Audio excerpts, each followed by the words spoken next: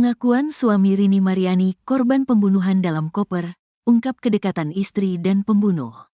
Suami dari Rini Mariani mengungkap pengakuan seusai terungkapnya kasus pembunuhan wanita dalam koper pada Kamis, tanggal 25 April tahun 2024. Rini Mariani dibunuh atau dihabisi oleh Arif Ridwan, 29, yang merupakan kekasihnya. Suami Rini mengaku dirinya sempat didesak dan dicurigai sebagai pelaku. Dikutip dari Warta Kota, suami korban, Ganda Permana, mengaku bersyukur pelaku telah diringkus kepolisian. Ganda mengecam perbuatan pelaku. Ia menduga pelaku sudah merencanakan pembunuhan atas Rini. Sepertinya, pelaku sudah mempelajari dan merencanakan semuanya. Pelaku ingin menguasai uang setoran itu dan harta benda korban, ujarnya. Kamis, tanggal 2 Mei tahun 2024, dikutip dari Tribun Jabar. Ganda bercerita, saat istrinya ditemukan meninggal dunia, ia sempat dicurigai sebagai pelaku. Setelah kejadian itu, muncul opini bahwa pelakunya adalah saya. Keluarga dan tetangga semuanya menduga saya pelakunya. Tapi saya tetap fokus memberi keterangan kepada penyidik, ucapnya di Kota Bandung. Dirinya juga mengaku sempat dibawa ke Polres Metro Bekasi untuk menjalani pemeriksaan. Sampai akhirnya, pelaku Arif Ridwan, 29, ditangkap di Palembang, Sumatera Selatan. Ganda menuturkan, pelaku adalah rekan kerja korban. Ganda pun mengakui bahwa pelaku sangat paham keseharian korban. Seperti diketahui, insiden pembunuhan terhadap Rini Mariani bermula saat tersangka Arif dan korban berjanjian dan bertemu di kamar hotel di Bandung pada Rabu, tanggal 24 April tahun 2024. Di sana, keduanya 2 kali melakukan hubungan badan, sebelum akhirnya terlibat cekcok. Korban Rini menuntut pertanggungjawaban dari Arif dan meminta untuk dinikahi. Tak hanya itu, Arif merasa tersinggung karena dianggap sebagai pria tak bertanggung jawab.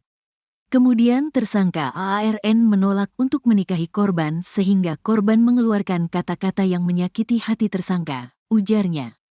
Gelap mata, Arif lantas membenturkan kepala korban ke tembok hingga berdarah. Tak hanya itu, Arif juga membekap mulut dan hidung korban hingga mencekiknya.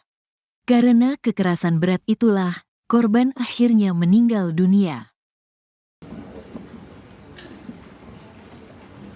Terima kasih rekan-rekan semua. Kami akan menyampaikan kronologis kejadian yang sudah disampaikan oleh Kabid Humas dan Direskrimum Polda Metro Jaya barusan. Dimulai dari tanggal 24 April 2024. Pagi hari, tersangka dari Hotel Zodiac menuju ke kantor PT Kobe yang ada di Bandung dengan tujuannya adalah dinas sebagai auditor dari kantor pusat. Di PT Kobe tersangka AARN ini bertemu dengan korban, kemudian berbincang-bincang dan mengajak korban bertemu di luar PT Kobe.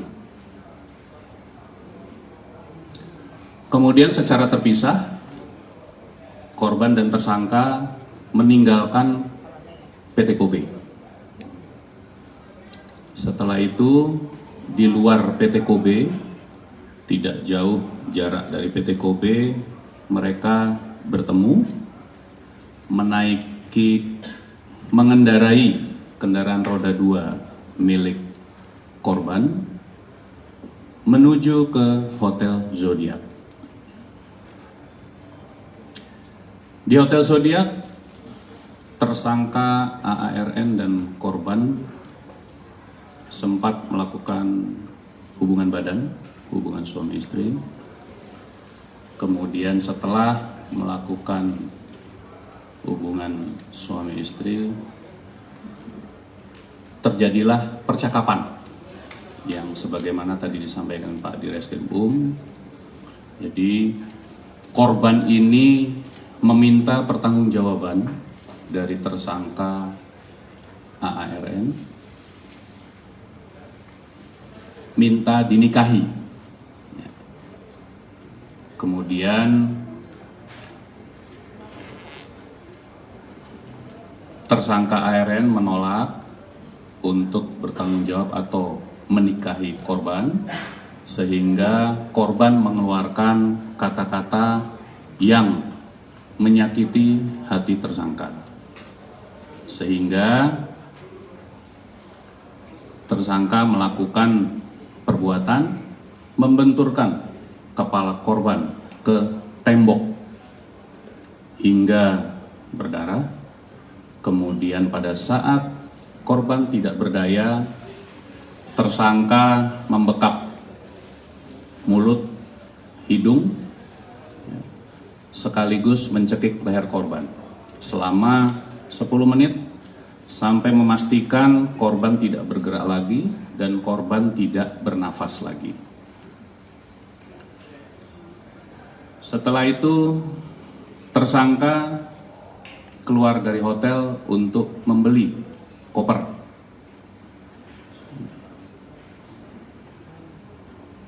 Berwarna coklat terlebih dahulu, yang ukurannya lebih kecil dari ini.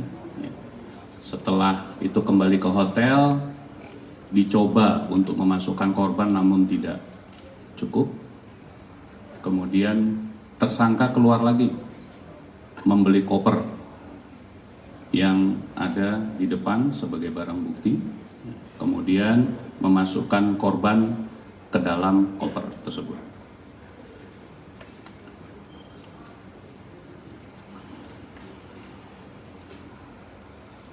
Kemudian setelah meletakkan korban di dalam koper, tersangka keluar hotel kembali untuk menitipkan motor korban di penitipan motor. Setelah itu kembali ke hotel, memesan kendaraan.